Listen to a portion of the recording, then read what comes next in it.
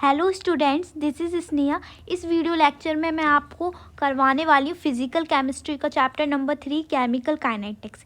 ये चैप्टर काफ़ी इंटरेस्टिंग है, ये चैप्टर बहुत अच्छा है। आप अगर इसको समझ लेते हैं तो यहाँ से आपके जो भी मार्क्स होंगे वो पक्के हो जाएंगे। ठीक है, तो इस चैप्टर को शुरुआत करते हैं। सबसे पहले केमिकल काइनेटिक्स में हम क्या पढ़ते हैं, तो केमिकल काइनेटिक्स में बेसिकली हम पढ़ते हैं रेट ऑफ रिएक्शन। रेट मतलब अगर हम सिंपल भाषा में इसको बोलें तो स्पीड, कि रिएक्टेंट जो है वो प्रोडक्ट में कितनी स्पीड से, कितनी रेट से जो है कन्वर्ट हो रहा है। अब आपके चैप्टर में जितनी रिएक्शंस होती हैं, जैसे कुछ रिएक्शंस होती हैं बहुत ही ज़्यादा फास्ट, जैसे AgNO3 और NaCl की रिएक्शन में AgCl बनता है, तो ये रिएक्शन इतनी फास्ट होती है कि तुरंत हो जाती है। कुछ रिएक्शंस बहुत ही स्लो होती हैं जिनको डेज भी लग जाते हैं और कभी कभी ईयर्स भी लग जाते हैं, जैसे रस्टिंग ऑफ आयरन और डिकम्पोजिशन होना कोल का। अब कुछ रिएक्शन जो होती है वो मॉडरेट होती हैं, जैसे inversion of cane sugar. Cane sugar inversion होकर क्या देती है, ये आप लोग मुझे कमेंट सेक्शन में बताएंगे। ये मैंने आपको बायोमोलिक्यूल्स में बताया था। ठीक है, और दूसरा हाइड्रोलिसिस ऑफ स्टार्च। ये हमें हाइड्रोलिसिस ऑफ स्टार्च करते तो हमें क्या मिलता है, ये भी आप मुझे कमेंट सेक्शन में बताएंगे। ठीक है, तो ये अगर मैं आपको एक बात बताऊँ, केमिकल काइनेटिक्स में जितनी भी हम रिएक्शंस की रेट निकालते हैं वो जनरली मॉडरेट रिएक्शंस ही होती हैं, तो ये आपको याद रखना है। अब इसके बाद हम यहाँ पर देखेंगे कि भैया रेट ऑफ या फिर स्पीड ऑफ रिएक्शन क्या होती है। तो रेट या स्पीड ऑफ रिएक्शन होती है कंसंट्रेशन चेंज ऑफ रिएक्टेंट और प्रोडक्ट अपॉन टाइम इंटरवल। अब देखिए, जब रिएक्टेंट जो है वो प्रोडक्ट में कन्वर्ट होता है, तो देखिए अगर टाइम जो है 0 सेकेंड, मतलब टाइम हमने स्टार्ट ही नहीं किया, तो रिएक्टेंट तो 100% होगा, क्योंकि हमें रिएक्टेंट को प्रोडक्ट में कन्वर्ट करना, उस समय जो प्रोडक्ट है वो 0 होगा। लेकिन जैसे जैसे हम टाइम को इंक्रीज़ करेंगे वैसे वैसे एक टाइम ऐसा भी आएगा जब प्रोडक्ट 100% होगा, पूरा रिएक्टेंट जो है वो प्रोडक्ट में कन्वर्ट हो जाएगा और रिएक्टेंट जो है वो 0 हो जाएगा। तो जब रिएक्टेंट कन्वर्ट होता है प्रोडक्ट में एक रिएक्शन में, तो रिएक्टेंट लगातार डिक्रीज़ होता है और प्रोडक्ट लगातार इंक्रीज़ होता है।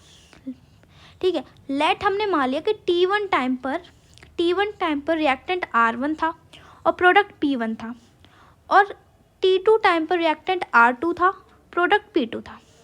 यहाँ पर जब ठीक है, तो यहाँ पर हम देख रहे हैं रिएक्टेंट लगातार घट रहा है। तो आप मुझे बताइए कि R2 बड़ा होगा या R1। तो R1 बड़ा होगा, क्योंकि वो शुरुआत में 100% था, फिर धीरे धीरे कम हुआ है। और P1 और P2 में P2 बड़ा होगा, क्योंकि P जो प्रोडक्ट शुरुआत में कम था, धीरे धीरे वो इंक्रीज़ हुआ है टाइम के साथ। तो यहाँ पर अगर हम कंसंट्रेशन चेंज की बात, रेट का अगर फॉर्मूला लिखेंगे तो हम फाइनल माइनस इनिशियल लिखेंगे R2 माइनस R1। अब R2 माइनस R1 यानी कम में से अगर हम ज़्यादा को माइनस करते हैं तो निगेटिव आता है। तो ओवरऑल रेट को पॉजिटिव करने के लिए हम यहाँ पर निगेटिव साइन लगाते हैं। ठीक है, इसीलिए यहाँ पर निगेटिव साइन आएगा। और टाइम जो होगा final minus initial T2 minus T1।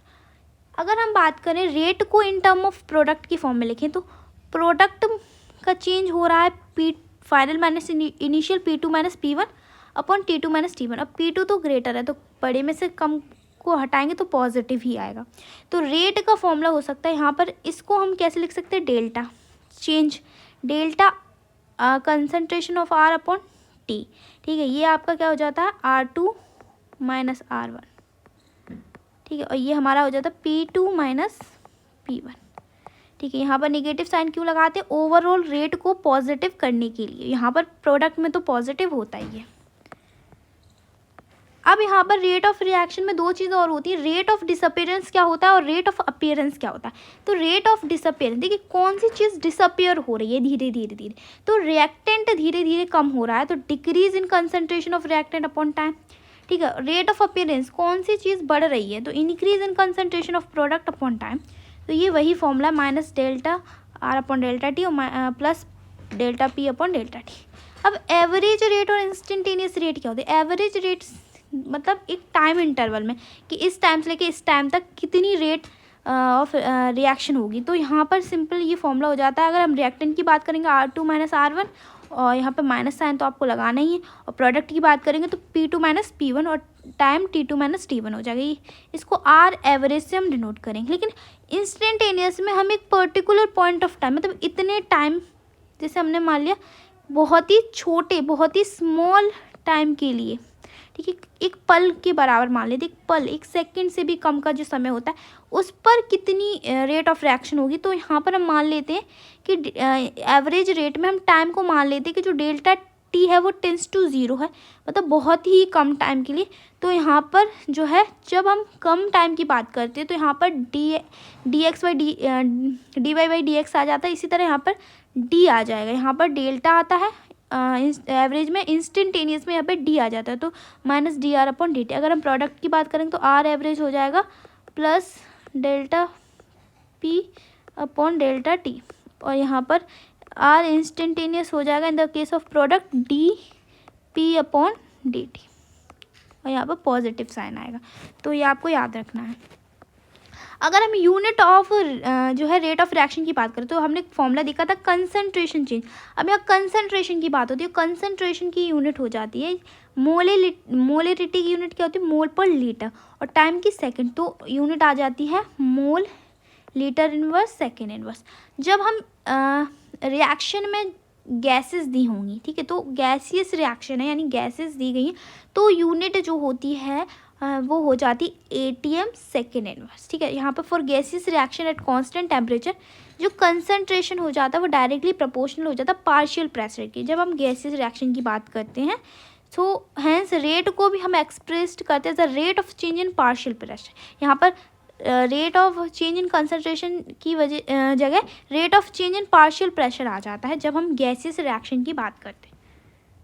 अब यहाँ पे मैं आपको एक क्वेश्चन करवाऊंगी, ठीक है। यहाँ पर क्या पहला क्वेश्चन, फॉर द रिएक्शन जो रिएक्टेंट है वो प्रोडक्ट में कन्वर्ट हो रहा है, तो concentration of reactant change from, concentration जो है वो ये यहाँ से यहाँ चेंज हो रहा है, यानी ये इनिशियल है ये फाइनल है, और टाइम जो है 25 मिनट्स है। ठीक है, तो यहाँ पे हमें एवरेज रेट ऑफ रिएक्शन निकालनी है, और मिनट में भी निकालना और सेकेंड्स में भी निकालना। तो सबसे पहले हमें दिया क्या है, जैसे रिएक्टेंट जो है वो प्रोडक्ट में कन्वर्ट हो रहा है, इनिशियल जो है कंसंट्रेशन रिएक्टेंट का 0.03 मोल पर लीटर से 0.02 एम जा रहा है, यानी ये इनिशियल है और ये फाइनल है, और टाइम हमको दिया है 25 मिनट।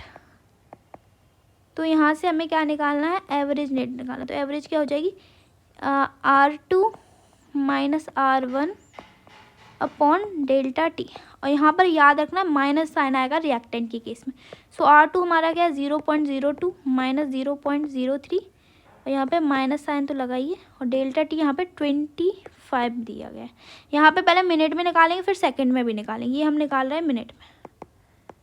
ठीक है, तो यहाँ से इसको जब सॉल्व करेंगे तो ये आ जाएगा 0.01, पॉजिटिव आएगा, माइनस माइनस जो है प्लस हो जाएगा 25। तो यहाँ इसको सॉल्व करेंगे तो 0.004,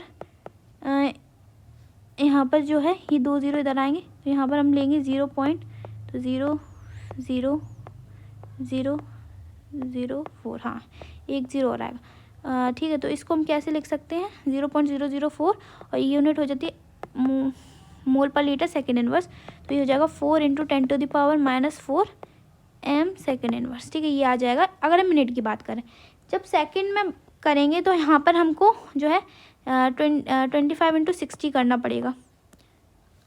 ठीक है, और सेम हम करेंगे तो हमारा जो आंसर आएगा वो कितना आएगा 0.01, ऊपर तो सेम आएगा, नीचे 25 × 60 करना पड़ेगा क्योंकि सेकेंड्स में निकालना है।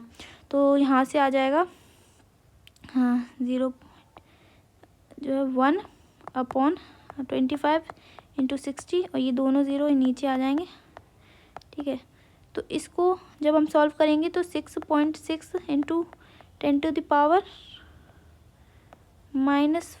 समथिंग आएगा। आप लोग एक बार NCERT इन टेक्स्ट क्वेश्चन में चेक कर लीजिएगा।